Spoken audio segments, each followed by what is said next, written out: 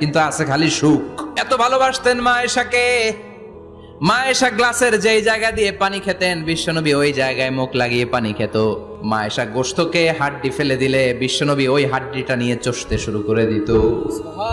এক বালতি থেকে পানি নিয়ে দুইজনে গোসল করত। আবার বিশ্বনবীর সাথে সাথে মাঝে মাঝে বায়না ধরতো, মাঝে মাঝে রাগও করতো।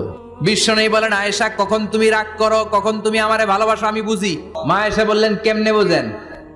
বিশ্বনবী বললেন, যখন তুমি রাগ করো তখন নামাজের পরে দোয়ার মধ্যে বলো, ও ইব্রাহিম আলাইহিস সালামের আল্লাহ, আপনি আমার উপর দয়া করেন।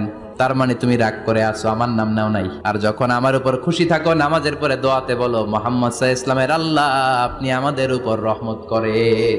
তার মানে খুশির সময় তুমি আমার নাম নাও, রেগে গেলে অন্য নবী দেয়া দোয়া সাইরা দাও, রেগে গেলে আমার নামটা নাও না।